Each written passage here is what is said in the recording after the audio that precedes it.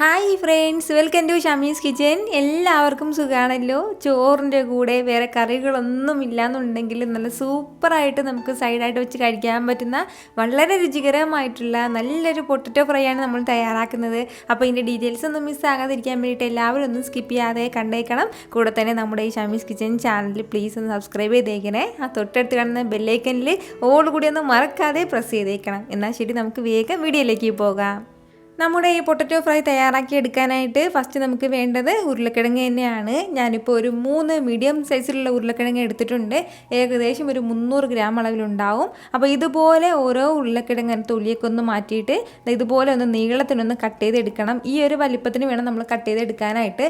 ഒരുപാട് തിന്നായിട്ട് അരിയാൻ വേണ്ടി നിൽക്കരുത്, എങ്കിൽ നമ്മളിതെല്ലാം ചെയ്തെടുക്കുന്ന സമയം കൊണ്ട് അതെല്ലാം കൂടി പൊടിഞ്ഞു പോകും. അതുപോലെ തന്നെ ഇതിലേക്ക് മസാലയൊക്കെ നല്ല പെർഫെക്റ്റ് ആയിട്ട് പിടിച്ചിരിക്കാൻ വേണ്ടിയിട്ട് ഈ ഒരു വലിപ്പത്തിന് തന്നെ നമ്മളൊന്ന് കട്ട് ചെയ്തെടുക്കാൻ വേണ്ടി പ്രത്യേകം ഒന്ന് ശ്രദ്ധിച്ചേക്കണം. ഇതുപോലെ എല്ലാം ഒന്ന് അരിഞ്ഞെടുത്ത് കഴിഞ്ഞാൽ പിന്നെ നമുക്ക് വേണ്ടത് ഒന്ന് വെള്ളത്തിലേക്ക് ഇട്ട് വയ്ക്കണം. അപ്പോഴത്തേക്ക് അതിൻ്റെ കളറൊന്നും മാറാതെ അതിൽ സ്റ്റാർച്ചൊക്കെ ഒന്ന് പോയി കിട്ടും. അതിന് വേണ്ടിയിട്ടാണ്. ഇനി നമുക്ക് ബാക്കി കാര്യങ്ങളൊക്കെ പെട്ടെന്ന് ചെയ്ത് തുടങ്ങാം. ഒരു കടായി ഒന്ന് അടുപ്പത്തേക്ക് വെച്ചിട്ട് നല്ലതുപോലെ ഒന്ന് ചൂടാക്കിയതിന് ശേഷം അതിലേക്ക് ഒരല്പം വെളിച്ചെണ്ണ ചേർത്ത് കൊടുക്കാം. ഇതുപോലെ ഈ ഒരു അളവിൽ ഒരു 2 ടീസ്പൂൺ അളവിൽ മതിയാവും. എണ്ണ ഒന്ന് ചൂടായി വരുമ്പോഴത്തേക്കും അതിലേക്ക് പിന്നെ നമുക്ക് വേണ്ടതാണ് ഒരു 1/2 ടീസ്പൂൺ അളവിൽ കടുകും കൂടെ തന്നെ അതുപോലെ പിന്നെ വേണ്ടതാണ് ഒരു 1/2 ടീസ്പൂൺ അളവിൽ ചെറിയ ജീരകം കൂടി. കടുകെല്ലാം ഒന്ന് പൊട്ടി തുടങ്ങിയാൽ പിന്നെ ഇനി നമുക്കിതിലേക്ക് വേണ്ടത് കുറച്ച് വെളുത്തുള്ളി അല്ലിയാണ്. ഞാനിപ്പോൾ ഒരു 5-6 വെളുത്തുള്ളി അല്ലി എടുത്തിട്ട് ഇതുപോലെ ചെറുതായിട്ടൊന്ന് അരിഞ്ഞെടുത്തിട്ടുണ്ട്. അപ്പോൾ അതുകൂടി നമുക്കിതിലേക്കൊന്ന് ചേർത്ത് കൊടുക്കാം. വെളുത്തുള്ളിയുടെ അളവ് കുറച്ച് കൂടുതൽ ചേർക്കുന്നതാണ് അതിൻ്റെ ആ ഒരു ടേസ്റ്റ് വരുന്നത്. അപ്പോൾ ഈ വെളുത്തുള്ളി അല്ലിയും ചേർത്ത് കൊടുത്തതിന് ശേഷം നന്നായിട്ടൊന്ന് വഴറ്റി കൊടുക്കാം. ഒരുപാട് സമയത്ത് വഴറ്റേണ്ട ആവശ്യമില്ല. ഇതിൻ്റെ ആ ഒരു പച്ച ടേസ്റ്റ് മാറുന്നവരെ മാത്രം ഒന്ന് വഴറ്റിയെടുത്താൽ മതിയാവും.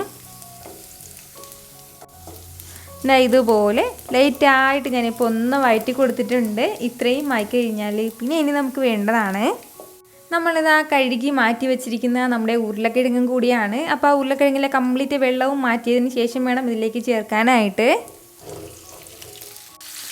ഉരുളക്കിഴങ്ങും ചേർത്ത് കൊടുത്തതിന് ശേഷം നല്ല രീതിയിൽ എല്ലാം കൂടി ഒന്ന് മിക്സ് ചെയ്ത് വഴറ്റി കൊടുക്കണം. വളരെ സിമ്പിളായിട്ട് പെട്ടെന്ന് തയ്യാറാക്കി എടുക്കാൻ പറ്റുന്നതും വലിയ ചേരുവകളൊന്നും കൂടുതലായിട്ട് നമ്മളിതിലേക്ക് ചേർക്കുന്നില്ല. പക്ഷേ ഇതിൻ്റെ ടേസ്റ്റ് വന്നിട്ട് നമുക്കിങ്ങനെ ചോറിൻ്റെ കൂടെയൊക്കെ വെച്ച് കഴിക്കാനായിട്ട് നല്ല ബെസ്റ്റായിട്ടായിരിക്കും നമുക്കിത് കിട്ടുന്നത്. ഇതുപോലെ എല്ലാം ഒന്ന് വഴറ്റി മിക്സ് ചെയ്ത് എടുത്തിട്ടുണ്ട്. ഇനി ഈ ഒരു സമയം തന്നെ നമ്മളിതിലേക്ക് ആവശ്യമായിട്ടുള്ള ഉപ്പും കൂടി ഒന്ന് ചേർത്ത് കൊടുക്കാം. നമ്മൾ ഈ ഒരു സമയം ഉപ്പ് ചേർത്ത് കൊടുത്താൽ മാത്രമേ ഈ ഉരുളക്കിഴങ്ങിലെല്ലാം നന്നായിട്ടൊന്ന് പിടിച്ച് വരുള്ളൂ. അപ്പോൾ ആവശ്യത്തിനുള്ള ഉപ്പൊക്കെ ചേർത്ത് കൊടുത്തതിന് ശേഷം വീണ്ടും നന്നായിട്ടൊന്ന് മിക്സ് ചെയ്ത് കൊടുക്കണം. നമ്മളിതാ ഈ ഉരുളക്കിഴങ്ങെല്ലാം കഴുകി എടുത്തതിൻ്റെ കുറച്ച് വെള്ളം, അതായത് ഒരു 3-4 ടീസ്പൂൺ അളവിൽ വെള്ളം ബാക്കിയുണ്ട്. അപ്പോൾ ഈ വെള്ളത്തിലിട്ട് വേണം നമ്മൾ നന്നായിട്ട് ഇതെല്ലാം ഒന്ന് മിക്സ് ചെയ്ത് എടുക്കാനായിട്ട്. ഇനി നമുക്ക് വേണ്ട കാര്യം എന്താണെന്ന് വെച്ചാൽ ഫ്ലെയിം ഒന്ന് മീഡിയത്തിൽ നിന്നും ഒരല്പം കൂടി കുറച്ച് വെച്ച് കൊടുത്തിട്ട് ഇതൊന്ന് അടച്ച് വെച്ച് വേവിച്ചെടുക്കണം. ഏകദേശം ഒരു 3-4 മിനിറ്റ് വരെ അതങ്ങനെ ഇരിക്കണം. അത്രയും സമയം കൊണ്ട് ആ ചൂട് ആവി ഇതിൻ്റെ മുകളിലേക്ക് നിന്നിട്ട് നല്ലതുപോലെ നമ്മുടെ ഉരുളക്കിഴങ്ങെല്ലാം ഒന്ന് വെന്ത് കിട്ടും. ഇതിപ്പോൾ ഏകദേശം ഒരു 3-4 മിനിറ്റോളം ആയിട്ടുണ്ട്. ഇനി നമുക്ക് ഒന്ന് തുറന്ന് നോക്കാം. ഇതിൻ്റെ ഇടയ്ക്കൊന്ന് ഇളക്കി കൊടുക്കാൻ വേണ്ടി ആരും മറക്കരുത്.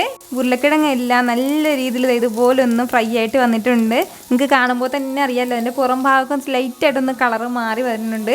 ഇതുപോലെ വേണം നമ്മളൊന്ന് ഫ്രൈ ചെയ്തെടുക്കാനായിട്ട്. അപ്പോൾ ഇടയ്ക്കിടയ്ക്കൊന്ന് ഇളക്കി കൊടുക്കാൻ മറക്കണ്ട. പ്രത്യേകിച്ച് ഇത് നോൺ സ്റ്റിക്കിൻ്റെ പാനായതിൻ്റെ പേരിൽ നമ്മൾ എപ്പോഴും ഇളക്കേണ്ട ആവശ്യമില്ല. എന്നാലും സ്റ്റീലിൻ്റെയോ അലുമിനിയത്തിൻ്റെ കടായി ആണെന്നുണ്ടെങ്കിൽ മസ്റ്റായിട്ടൊന്ന് ഇളക്കി കൊടുത്തേക്കണം.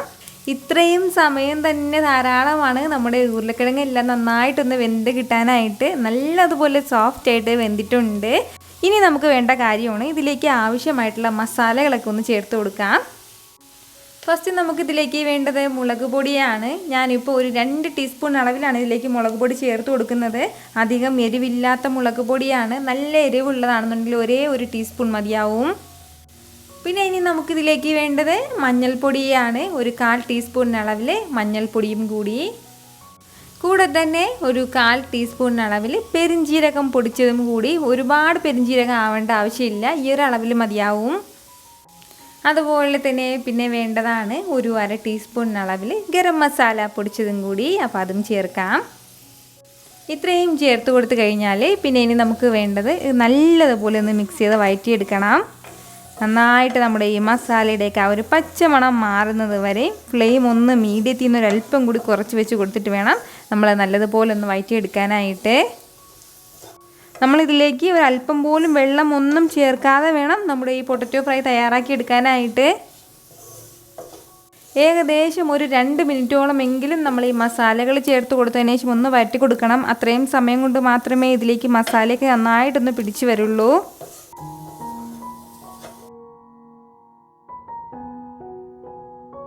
ഇതുപോലെ ഏകദേശം ഒരു 2 മിനിറ്റോളം ഞാനിപ്പോൾ ഒന്ന് വറുത്ത് കൊടുത്തിട്ടുണ്ട്. നല്ലതുപോലെ നമ്മുടെ മസാലയുടെ ആ ഒരു പച്ച ടേസ്റ്റ് എല്ലാം മാറിയിട്ട് മസാലകളെല്ലാം എല്ലാ ഉരുളക്കിഴങ്ങിലേക്ക് നന്നായിട്ടൊന്ന് പിടിച്ച് കിട്ടിയിട്ടുണ്ട്. അപ്പോൾ ഇത്രയും ആയിക്കഴിഞ്ഞാൽ ഇനി നമുക്ക് ഫൈനലായിട്ട് വേണ്ട കാര്യങ്ങളാണ്. ഒരല്പം മാത്രം ഇതുപോലെ ഒരു പിഞ്ചളവിൽ കായപ്പൊടി, കൂടെ തന്നെ ഇതുപോലെ ഒരു പകുതി നാരങ്ങയുടെ നീര് കൂടി നമുക്ക് ആവശ്യമായിട്ടുണ്ട്. നമ്മൾ ഈ നാരങ്ങ ജ്യൂസ് ചേർക്കുമ്പോഴത്തേക്കും ചെറിയൊരു പുളിപ്പ് ടേസ്റ്റ് നമുക്ക് ഇതിന് കൊടുക്കും. അതിന് വേണ്ടിയിട്ടാണ്. അതുപോലെ തന്നെ ആവശ്യാനുസരണം കുറച്ച് കറിവേപ്പിലയും ചേർത്ത് കൊടുത്തതിന് ശേഷം നല്ല രീതിയിൽ ഇതെല്ലാം കൂടി ഒന്ന് മിക്സ് ചെയ്തെടുക്കണം. നന്നായിട്ട് ഇതുപോലെ ഒന്ന് മിക്സ് ചെയ്ത് എടുത്തു കഴിഞ്ഞാൽ നമ്മുടെ സൂപ്പർ ടേസ്റ്റി ആയിട്ടുള്ള പൊട്ടറ്റോ ഫ്രൈ ഇവിടെ റെഡി ആയിട്ടുണ്ട്. നിങ്ങൾക്കിത് കാണുമ്പോൾ എത്രത്തോളം ടേസ്റ്റി ആയിട്ട് തോന്നുന്നു അതിനേക്കാളും ടേസ്റ്റിയാണ് കേട്ടോ കഴിക്കാനായിട്ട്. വളരെ കുറഞ്ഞ ചേരുവകൾ മാത്രമേ നമുക്ക് ആവശ്യമായിട്ടുള്ളൂ. കാരണം നമ്മൾ ഇപ്പോഴേ അതിങ്ങനെ ഇളക്കി കൊടുക്കുമ്പോൾ തന്നെ അതെല്ലാം ഒന്ന് പൊടിഞ്ഞു പോവുകയാണ്. അത്രയ്ക്ക് മാത്രം സോഫ്റ്റായിട്ട് നമ്മുടെ ഉരുളക്കിഴങ്ങെല്ലാം നന്നായിട്ട് വെന്തിട്ടുണ്ട്.